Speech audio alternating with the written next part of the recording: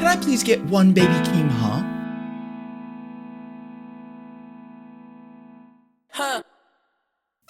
Thank you. Hey guys, it's been a couple weeks since Chromakopia dropped, and during that time, I have decided to go through and analyze every little piece of this album. Originally, this was supposed to come out like a week or two after the album, and I just dove deeper and deeper, and I found more and more, and it just kept going. Now, for context, I'm a relatively new Tyler fan. I found him in around 2022, and to be honest, I did not like the guy. Like, at all. Which is very funny to look back on because for 2023 and 2024, he's my most listened to artist. Like, I don't even know what prompted me to like listen to more of his music, but I just know that I found Are We Still Friends? And I mean, the rest is history. I became a Tyler Glazer and here we are. Now, I do have a lot of thoughts on this album, so I want to draw out like a little bit of a roadmap of my plan for this video. So first of all, I'm going to be going over my initial thoughts. Then I want to go through each song and dissect all of them individually. And before I actually do this, remember, this is my analysis and my opinions. Unfortunately, Tyler and I are not tight like that, so I haven't talked to him and I could be wrong. And finally, with all of this dissection, I kind of want to just put all of these things together and get a better idea of what Chromakopia actually means.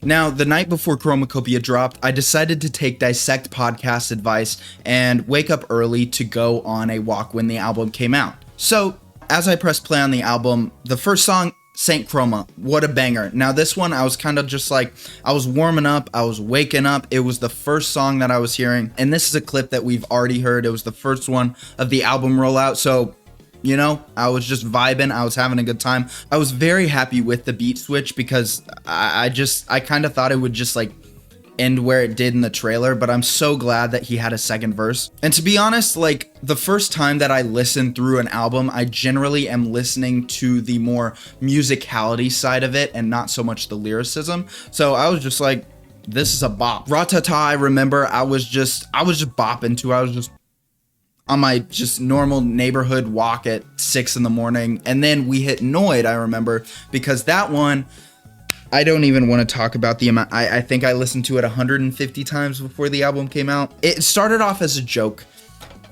and then it wasn't. But needless to say, for the most part, I had heard up to this part of the album, and I was like, these are songs I expected. The first thing that really perked my ears up to this album was at the end of Darling I, whenever I was like, all this is good, you know, all the features I kind of expected. I was honestly not expecting another Tizo feature on a Tyler project, and I was so happy about this.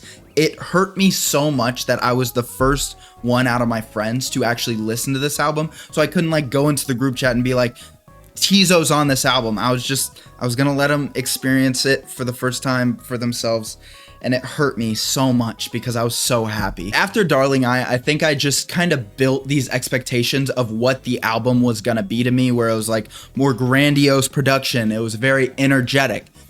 And then we got to Hey Jane, which just, it kind of just threw my expectations out of the window. I just remember the beginning of it where his mom comes in and she says her little thing, and it just like gave me chills because I'm like, it just caught me so off guard that I was like, oh, wow, this is not a direction I thought we'd be going. And with these expectations that I'd kind of built for the album, whenever I heard Hey Jane, I gotta be honest, I was not a big fan of it. I wasn't looking at it from obviously a storytelling perspective or a lyricism perspective, but just it was not the grandiose production and stuff that I was looking for, which I think kind of carried into I Killed You, which obviously has a very heavy hitting first beat. It was so, for some reason, not what I was expecting, that I just my mind couldn't almost comprehend it.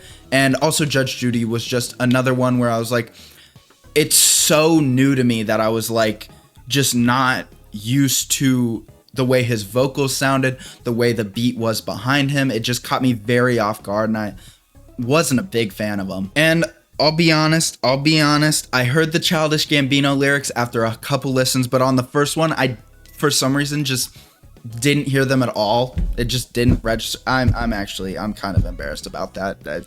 But then Another thing that almost like put my expectations off, but in a different way that the other ones were, was Sticky. Now Sticky's a banger. I gotta keep it a buck. It was very interesting because the beginning is very like Who Dat Boy-esque, where it's like, I don't know when the beat is actually gonna come in, but whenever it comes in and Glorilla has her verse on it, it is just it's so full of energy. Now, look, please don't judge me too much, because when Sexy Red came on, I gotta be honest, I was not having it that much. Despite this, Lil Wayne came on and did his Lil Wayne thing where Tyler just always gets the best verses out of this man, and it was top tier. Now, overall, I think Sticky was great, and that song has grown on me way too much. But after that, it has such a beautiful, like, from the banging beat of Sticky into like the sticky, sticky, and it like kind of mellows out, and it has such a good transition into Take Your Mask Off, which I was not ready for. Now, this song had been teased also in like the little vinyl teaser that he posted on Instagram, and that little I hope you find yourself I just never had me sing again. When that came on in the vinyl teaser, I gotta be honest, I was losing it. I was so excited, and I thought it was gonna be like in the song I Hope You Find Your Way Home, because I'm like, that made sense in my mind, I guess. But when that came in, I was so happy. And overall, this song was just so beautiful to me. And while I didn't really look at it in like a deeper sense, I didn't really know what the contents of the song were about, it was just so beautiful to me that I don't know, I gotta be honest, I was ready to shed a tear. And tomorrow did not help at all. I gotta be honest, that intro to Tomorrow broke my heart at 6:30 in the morning. Like, all these emotions are just building from Take Your Mask Off, and then you just go into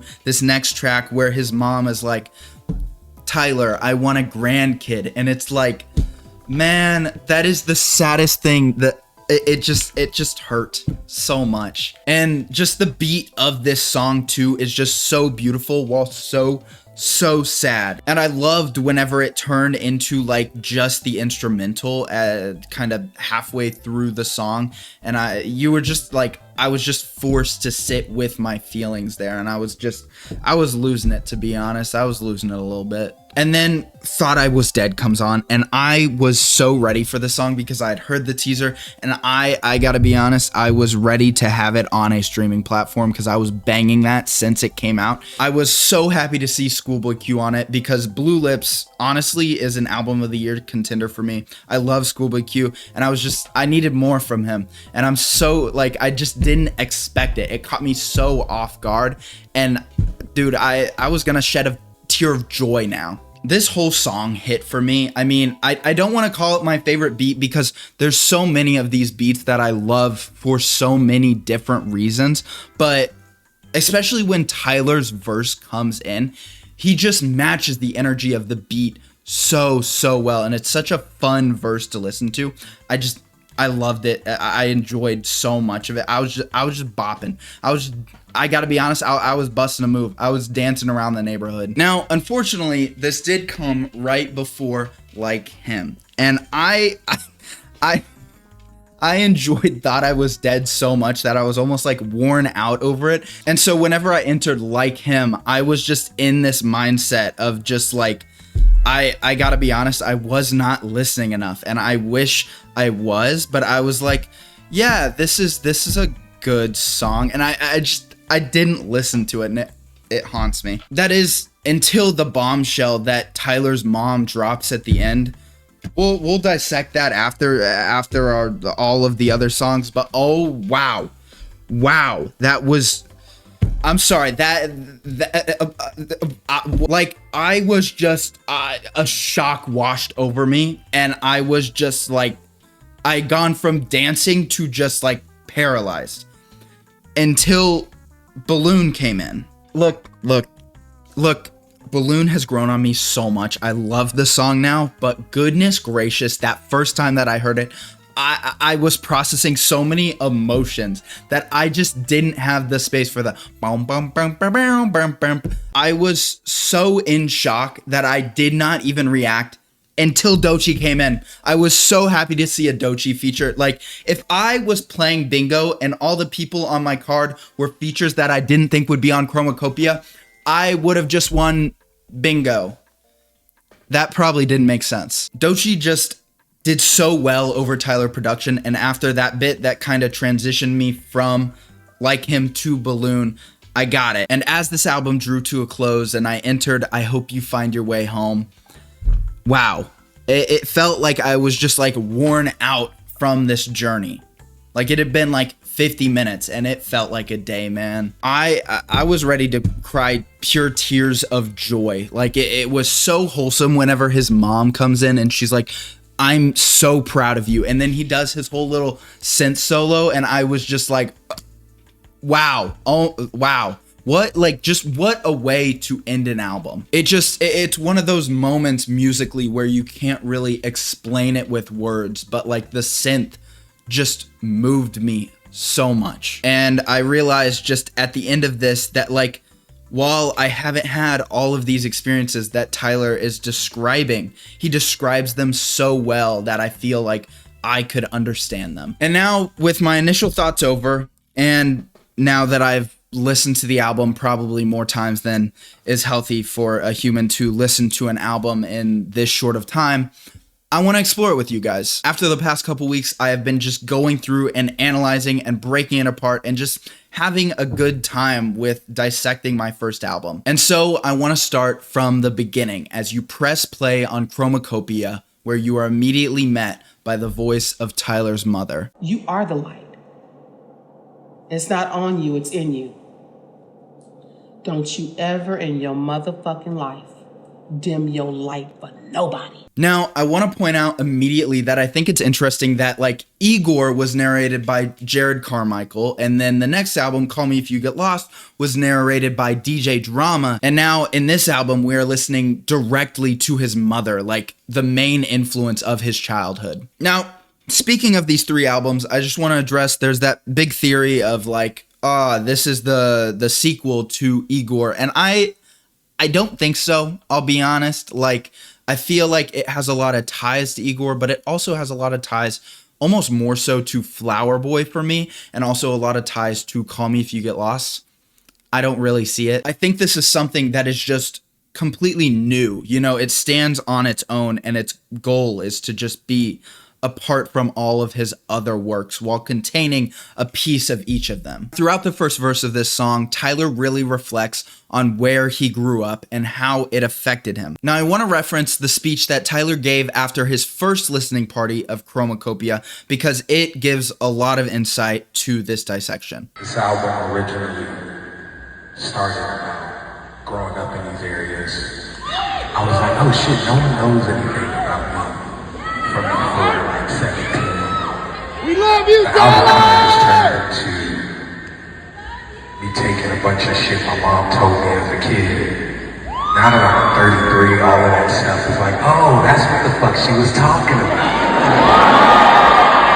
Oh, I'm not the guy that I was at 20. To me, in a way, I see this as kind of like the way that Where This Flower Blooms is on Flower Boy, because it's kind of, it's setting up the story. You have to know where Tyler has been. He wants to explain his past so that we can then get into deeper topics that he's dealing with today. Now, as I was going through this first verse, one line stood out to me the most.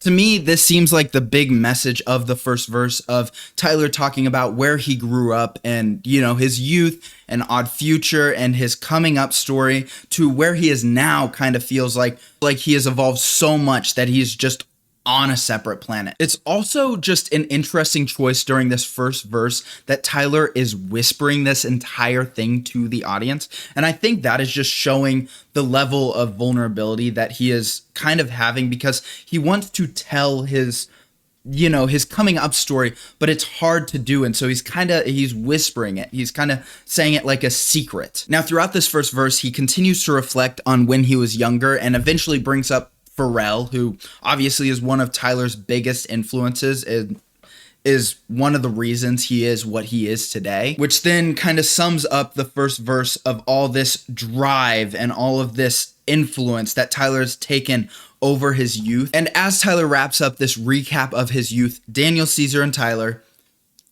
not Frank Ocean. I'm sorry. I just got to bring that up. I did not hear him. I want to say I did not hear him in the snippet. My friends did. And I told them, no, he's definitely not. Anyway, Daniel Caesar and Tyler then sing the chorus. Can you feel that light inside? Can you feel that fire? Can you feel it? Can you feel it? Fire. Can you feel it? Can you feel it? And this, to me, is kind of the thesis of just this whole album. Like, I've been trying to break down what Chromakopia as a title means for way too long. And from my research, chroma means purity or intensity of color, and copia actually means imitation or reproduction. So my best guess is that Chromakopia is just kind of Tyler's recognition of his influences and traditions and how he has channeled them and also broken free of them to create something that is truly pure. And so that light, that fire, is his urge to create something that is truly pure and authentic to himself. Now keep this in mind as the track explodes into this crazy, chaotic, bass-heavy beat that Tyler starts to rap at full volume on. The first 2 lines of Tyler's second verse on this song are just, I see a little piece of MF Doom in there, the way that he kind of like shapes his words to kind of match his rhyme schemes. I think it's just honestly some of the best lyricism that I've seen out of him ever. Now, throughout this second verse, Tyler continues to reminisce on his childhood, going over things like his drive, how his mom always said he was special, and suddenly transitioning kind of to the present moment where he's suddenly contemplating the end of his career, which will become a constant motif throughout this album. Daniel Caesar and Tyler then perform the chorus one more time before it is abruptly cut off by the chaotic beat that is Rah Tah Tah. I said that weird. Now, Rah Tah Tah seems to be like a jump in time, whereas like Saint Chroma is kind of like his childhood, and we're now kind of like, Rah Tah Tah reminds me of a song off of Cherry Bomb. Like, kind of like that era, Tyler has a few questionable lines, a few really funny lines, and overall, I mean, the vibe just fits the same, except it has proper mixing. Now, it also kind of reminds me slightly of Flower Boy, and I'll talk about this more, but in Flower Boy, he is constantly talking about his sports car, and it's kind of the motif of a vehicle that helps him run away from his problems. And in this song, and also mentioned in Saint Chroma, he brings up his LaFerrari. It's also interesting because this is one of 2 songs on Chromakopia that does not feature his mom, and so it almost, to me, seems like this hard-hitting banger is kind of about a time in his life where he maybe wasn't listening to his mom, wasn't talking to her, and therefore maybe was leading a life down the wrong path. I could be completely stretching on that here. Now, Rah Tah Tah ends with this line. That's why I'm paranoid now, cause niggas weird and really bums. Now, he plays this bit 4 times, which I assume is another just nod to Pharrell because, you know, Pharrell's producer tag. Straight up.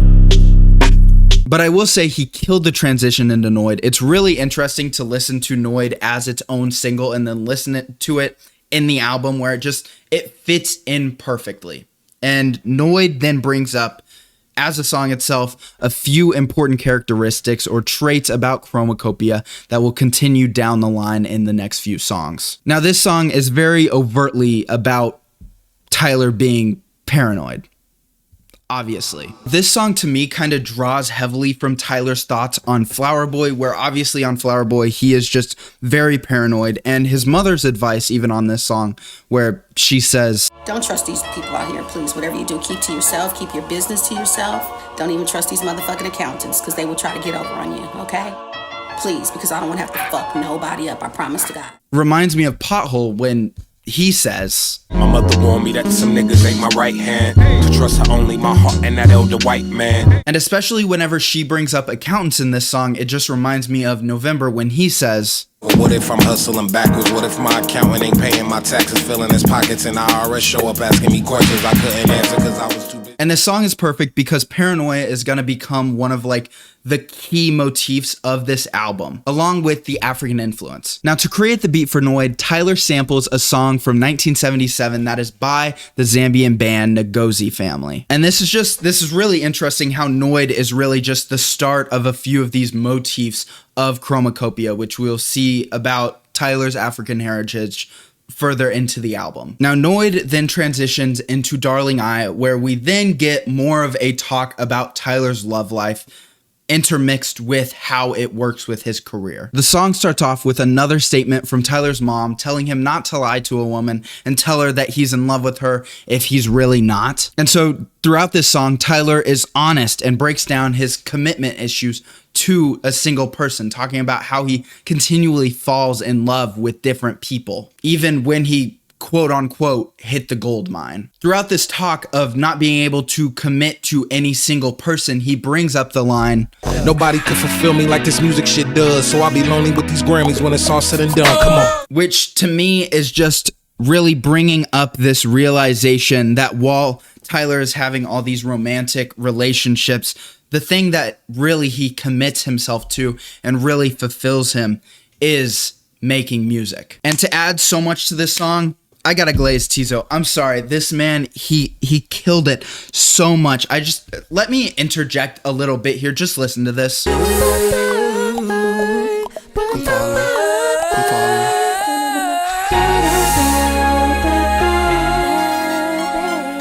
There's something about these vocals that are just so heavenly, and they just elevate the song so much. Tizo glazing aside, Hey Jane, next song in this album. Tyler's mom once again comes in immediately and drops a nuclear bomb of a first line. Always, always, always wear a condom. Don't trust it. This then leads into just this earnest conversation between Tyler and Jane, who are now locked in this very hard situation of an accidental pregnancy. And Tyler is just able to capture these emotions of both himself and also, the other Jane, he's not Jane. He captures the emotions just so well. The thing that I want to point out is, in my initial thoughts, I was not a big fan of the instrumental, but it has grown on me a lot. Honestly, I like it a lot. Tyler kind of just went out of the ordinary, and it, along with a lot of the beats after this, just took time for me to understand. Now, Hey Jane kind of ends on this, did they not kind of situation of what they did. And I believe the title of the next song, I Killed You, is both a transition from that, and then also is a deeper exploration of Tyler's African roots. Now, the beginning of lyrics of I Killed You all end in go round and round, referencing the famous child's rhyme, Wheels on the Bus. Now, this contrasting tone of like a kid's song, and then the topics of like murder, of like Tyler's hair, along with like his heritage and potentially the baby from Hey Jane, are just very unnerving. This song to me just is very important in the ways that Tyler is expressing how he feels about the industry, about how Tyler enters in this verse and is talking about how he needs to work and live and how his natural hair makes it harder to get a job. And he continues to examine like, should he embrace his hair and his heritage or hide it and just become like what the industry wants out of him? Now, after contemplating these ideas, at 1 minute and 45 seconds into the song, he does embrace his heritage, firing back at the racist stereotypes of the top of the music industry. Get down, this is my crown. You got kings in your mind, boy. Which then leads to this resolution where Childish Gambino comes in, and I mean, it's just...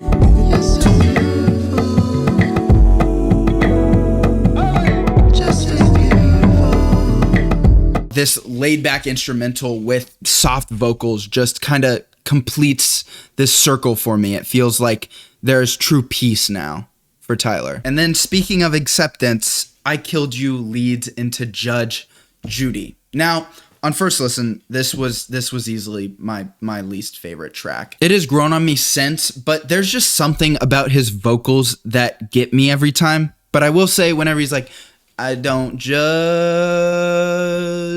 Judy. That, you know what, that is very catchy. But despite talking about the musicality of this song, the storytelling is amazing. This song is crazy.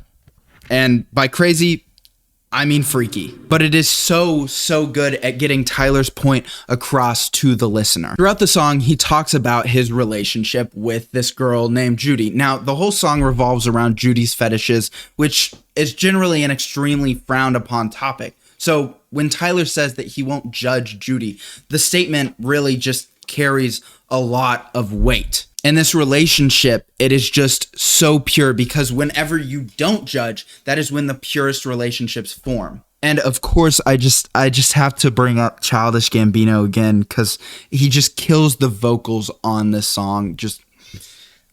Wow. Now, after Tyler reminisces on his relationship with Judy, he says, "She's just like me. I can't judge Judy." I want to bring that up because in the last verse of the song, we then learn that Judy tragically died of brain cancer and wrote Tyler a note before she passed.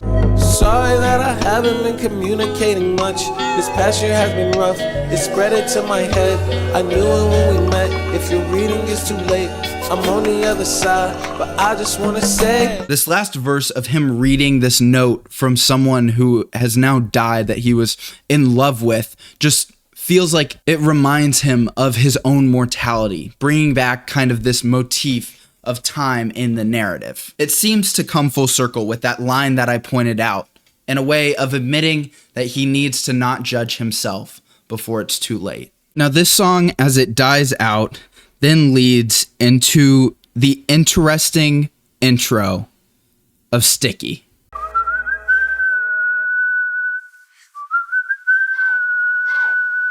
I do enjoy that while like Tyler is discussing hard topics, like he manages to add a fun song that kind of lightens the air while still sticking to the themes that he is discussing. Now, this song is kind of interesting to me because it kind of feels like, you know, this is a posse cut on Tyler's album where it feels like he is just with a bunch of friends and they are just passing around this mic, and it just creates such an interesting and entertaining energy. Now, Tyler has the first verse on this song, and throughout this verse, he kind of brings up a main theme that is going to be pointed out in Thought I Was Dead, where he is a force to be reckoned with in the music industry. Now, after this little intro where the beat's not in, the beat hits hard and we get a Glorilla verse. Like, I gotta be honest, I have not really listened to Glorilla before, but it was, I enjoyed it. I enjoyed it so much. It was so crazy. Now, overall, the verses of this song are just very short and I could just be completely missing it. I feel like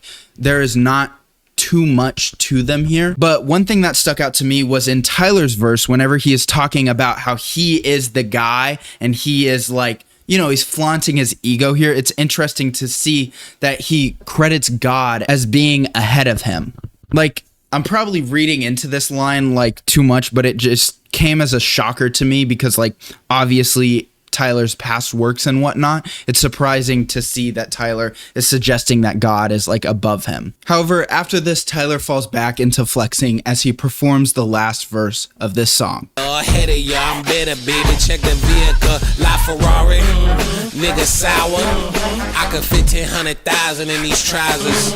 Right after this last verse, where Tyler falls back into using possessions to prove that he is better than everyone else, we get the climactic track that is Take Your Mask Off. Throughout this song, Tyler explores the lives of people who wear masks in everyday life. Verse 1 follows the narrative of a gang member who is not out there because of necessity, but because of his want for attention. Verse 2 follows the narrative of a preacher who, despite his hardcore Christian beliefs and homophobia, is actually sleeping with men. And verse 3 follows the story of a stay-at-home mom of 3 who, since her husband is this breadwinner, it forces her to not chase her dreams. And for my interpretation of these 3 narratives, Tyler is writing about the lives of people who are wearing these masks that he wish would take them off and be true to themselves. However, after talking about these people who he wants to take their masks off and focusing on other people, Tyler then turns inward. I do want to bring up that before he actually goes into the verse where he is tearing himself apart, his mom says, Keep that shit 100 with you, with self. You don't have to put on no costume. You don't ever have to lie to get you. Which just made me so happy that there's a reference to like in any Kendrick Lamar reference, but of course it makes so much sense that it is to his song "You Ain't Gotta Lie, Mama Said." Like, of course, this is just a cool nod to Kendrick Lamar, which, you know, Tyler stated in like Rah Tah Tah that Kendrick Lamar, you know, he sees Kendrick Lamar as an idol, but it's so cool to see that like it also ties into the storyline. So, taking his mother's advice, Tyler then evaluates himself, bringing up time, paranoia, and his career. Tyler is very aware of the fact that he is aging, and this is just an honest attempt at trying to voice that fear. He also voices his negative use of scapegoats in his life. And after actually talking about these scapegoats that he is using to kind of run away from the true problem, he raps, "Look, boy, keep running, you'll be cramping in your foot. Nervous, then you notice ain't no service on the hook." Which brings up like actually running away from his problems, which feels like, you know, that motif from Flower Boy where he has a car to get away from, Call Me If You Get Lost where he is moving on a boat. Like, these are things he uses to run away from his problems, but now he has nothing and he is just running himself away from his problems. Tyler isn't able to get away from them this time, and he then says, "Paranoid since 19, nervous system shook. Better sit the fuck down or that skull getting took."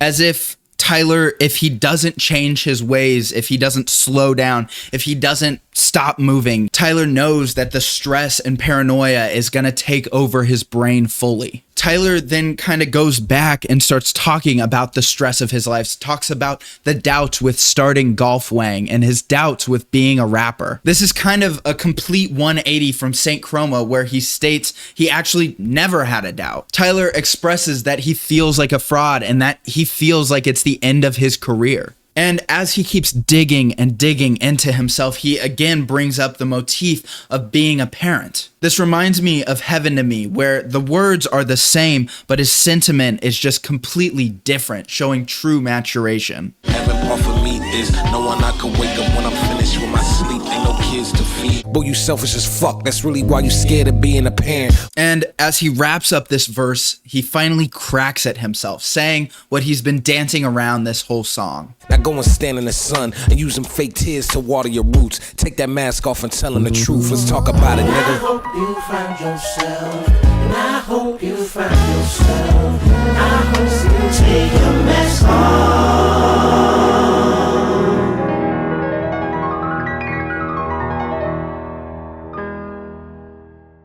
This is a moment I just like to sit in because of the rawness of the emotion. And as this moment fades, the honesty and also the motif of being a parent come back in the intro of Tomorrow, where his mother, she just gives a soul-crushing, Think I'm getting old and I need a grandchild, please. You know, just one, please. All I need is one. We need a little tie running around here, okay? We need a little dookie booty running around here, okay? And if that isn't soul-crushing enough, Tyler's first verse of this song, it really just truly does hit me so hard emotionally. My mother's hands don't look the same. These jet black strands are turning gray. I feel like this song just packs so much emotion in so few words, and the guitar behind the track just adds so much that this is one of Tyler's best songs at just using instrumentals to make the audience feel a certain emotion. Like, I love it because this song really shows me how important instrumentals are to Tyler and how he's gotten so good at them. Like, you can look throughout his discography. Like, AU-79 off of Goblin is kind of an early rendition, and then he's kept getting better until like Enjoy Right Now Today. And like, this just feels like it's continuation of his journey, where he is just expressing how he feels with as few words as possible and letting the beat convey the message. And then throughout the second verse, Tyler walks through his transformation as he ages. As the introspection gets deeper, he starts to wonder if being in the music industry is more important than settling down and having a wife and children. Like, now that he is in his 30s, he's starting to look at his friends like ASAP Rocky, and he's starting to feel unhappy with his current life. My brody had another baby, that's like number 2. My homegirl and I tired, she like 32. They sharing pictures of these moments, shit is really cute, and all I got is photos of my Rari and some silly suits. Again, I do appreciate the nods that Tyler gives to other artists that influence him, and it is cool to see this verse look like a morph of the first verse of Kanye West's track, Welcome to Heartbreak. My friends show me pictures of his kids, and all I could show him was pictures of my cribs. Now, my interpretation of how this song structure is built is that there's so much empty space without Tyler talking, because he is allowing himself to finally think through things, to realize that this life that he has been flexing is not everything he thought it once was, to realize that maybe he should flip the switch and settle down. However, at the end, we're still in this scenario kind of like the Hey Jane, where we don't know which option Tyler will choose.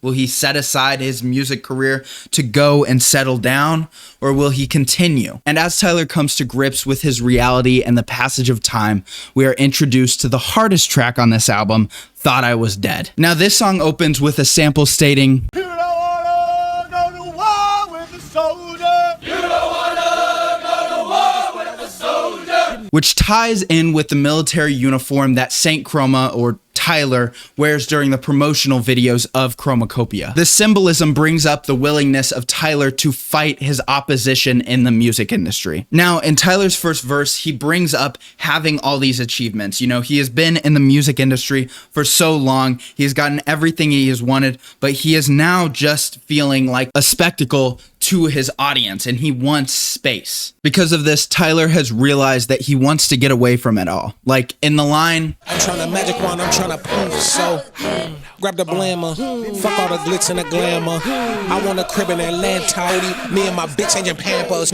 It seems that Tyler is referencing New Magic Wand, possibly off of Igor, which used a magic wand as a metaphor for a gun, making it sound like he is contemplating faking his death to get away from it all, just so that he can live in Atlanta with a wife and settle down with kids. Now, in Schoolboy Q's verse, he continues this motif of getting away from the public. Q brings up the love and attention he gets, obviously, and how much money he's spent being in the limelight. However, he has gotten out of it, seemingly because of the new people coming to the top of hip hop. To me, I see this kind of as like a call out of culture vultures who come into hip hop for the sole reason of getting famous and rich. Now, one line that stuck out to me was when Q said, Niggas turn 35, now they out here. which I kind of see two interpretations of. First of all, Tyler says later in this song, I was young man and a nigga hit 30. which kind of makes me feel like this is an interpretation of feeling like once you get too old,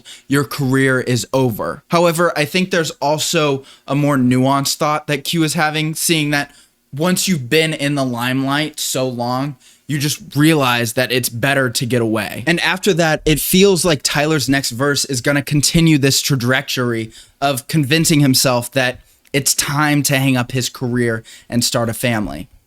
That is, until we hear his mother egg him on to respond to anyone trying to oppose him. Oh, you know, Tyler is Tyler. I'm so sick of these people. They don't know you. So out of the gates, Tyler is throwing shots, assumably at the artist known as Ian, which I don't want to see any comments. I do not want to see any comments saying that I look like Ian. Tyler's first line is, White boys mocking this shit and y'all mad at me, y'all can suck my dick. which seems to be a reference of his interview with Mauve Carter, where he says, There's some kid right now, this white kid, regular like Caucasian man, and he's like mocking Future and Gucci Mane like rap music.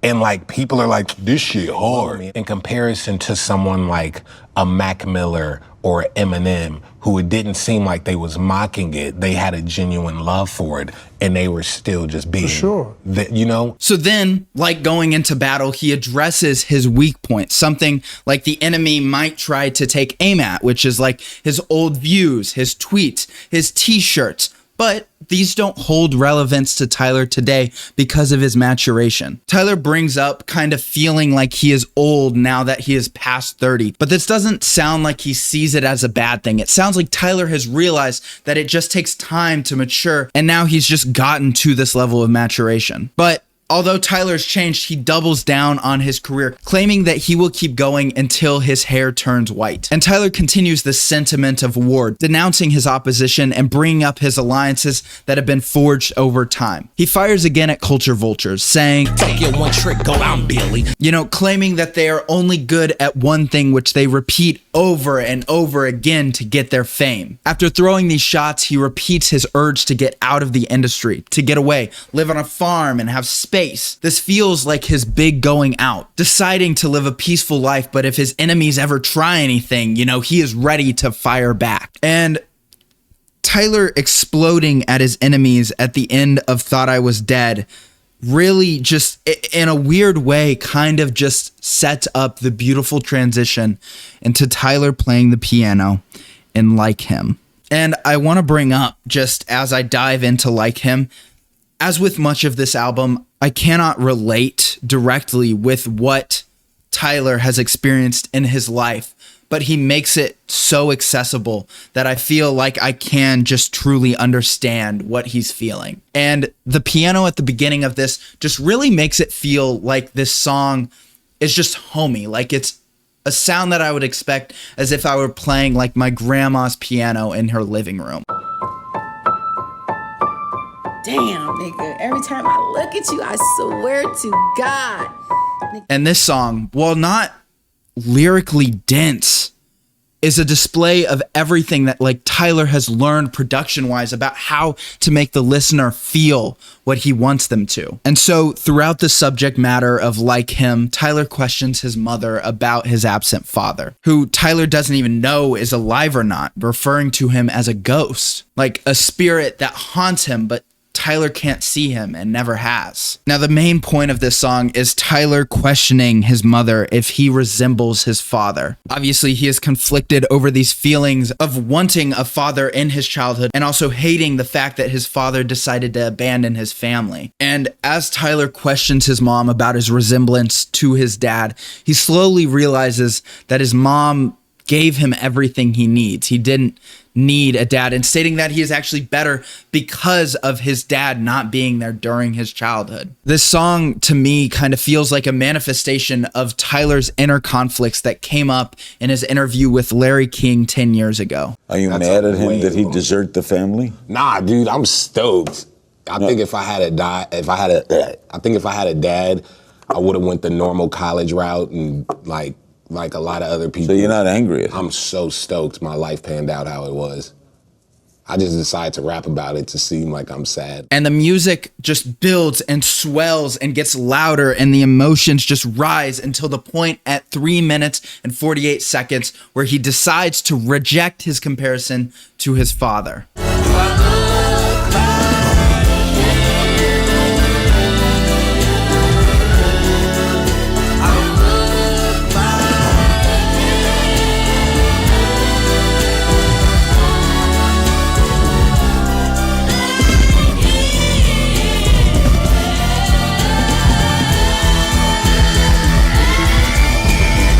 This moment to me just feels like popping a water balloon. All of the pressure that has just been built now explodes away with Tyler screaming into an outro by his mother. It was my fault, not yours, not his. It was my fault. I'm sorry. It was my fault, not him, because he always wanted to be there for you.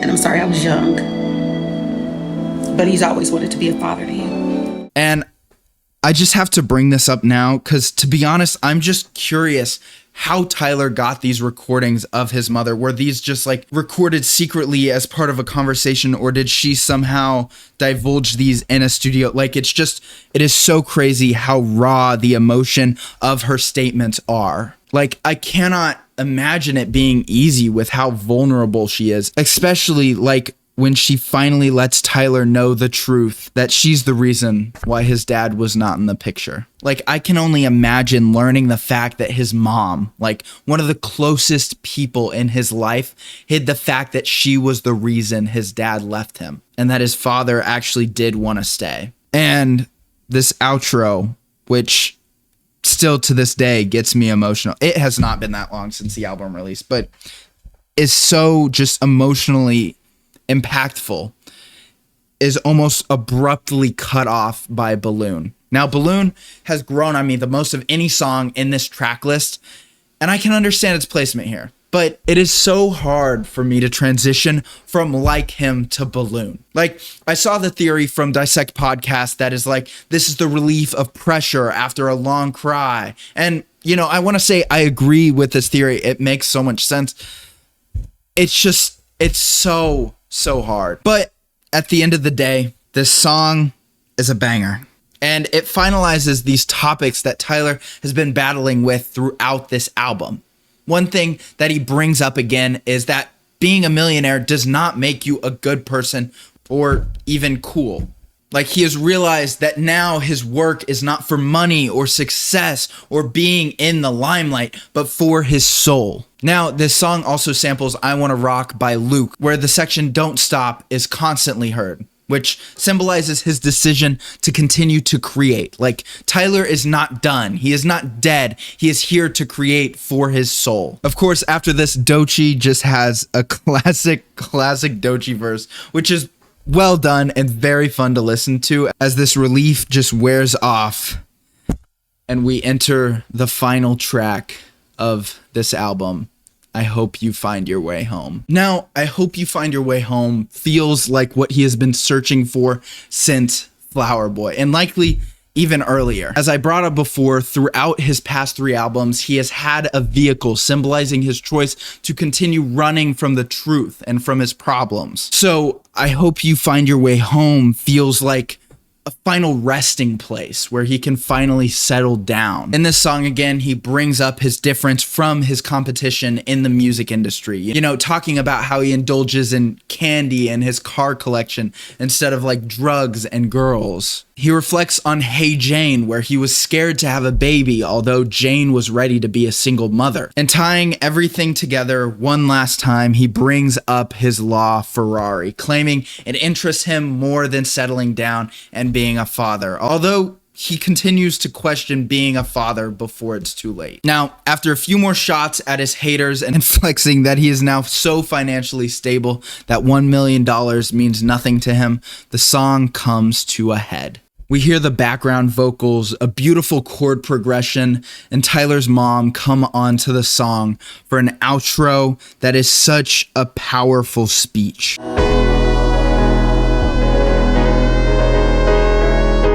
You shit. I'm proud of you. I'm proud of you, bro. Like, you just never cease to amaze me. Like, you're just, there's no words right now how I feel. Do your thing. Just keep shining. Again, I just want to reiterate, like, Tyler's ability to capture his mother in this state of pure emotion just, it leaves me awestruck, to be honest. And his solo on the synthesizer at the end of this song, it is just so clear to me how much he has changed and how much he has grown from where he started. As I mentioned in my dissection of Tomorrow, you can see a clear distinction in his instrumentals, such as AU79 and Enjoy Right Now Today. And this feels like the finale, I don't know, of instrumentals. Like, this is something that I can't put into words, but it just feels like the sound of success. It is an emotion that I don't even know I can describe other than by listening to the music. The solo feels like a celebration of where he has made it. And as he plays, you can hear in the background, ever so faintly, and as I try to learn more about this album and figure it out, it always comes back to that statement. You know, each time I've listened to Chromakopia, it has morphed right in front of me. The first listen, I didn't understand most of the meaning of the album at all. And while writing the script for this video, my core theory of Chromakopia has changed like at least 10 times, which may not seem like a lot, but trust me, it shows how much Tyler is able to fit into this 53-minute experience. Yet, at the end of the day, to me, Chromakopia is just a true exploration of Tyler's transformation throughout his career. And of course, I mean, he said it best because he knows what the album's about, but just, it is him learning to accept his mother's advice and realizing that she was right. It is everything that he has learned from his mother, lessons that have taken decades to seep into him. It is his realization that everything he is putting out comes from his light within. And so right now he is here on this earth to do things for true purpose, to feed his soul, and no longer doing things for money, power, and awards. Thank you guys, seriously, for taking this journey with me. I mean, this is my first time ever truly diving into an album and dissecting it. And it was, I gotta be honest, extremely challenging, but so rewarding and fun. Like, it is truly so powerful taking the time to sit with a piece of art and deconstruct it, knowing that understanding it through your own experience and your own opinions, there is no wrong way to do so. This album was seriously just a roller coaster for me, and I don't know. It took me like a month to analyze my thoughts, and I feel like I am still just on like the tipping point of understanding it. I might just be looking too deep. Well, yeah, probably. Look, I know this is a late video. I've been trying, I tried to get this out so fast. I don't want to talk about it. Anyway, I do want to say, if you have any opinions on the album and on this dissection, I would seriously love to hear them in the comments below. Thank you guys seriously so much for watching to the end of this video. I mean, it means the world that you're here at the end of a video that I just gave my heart and soul to create. And I hope you have a great day.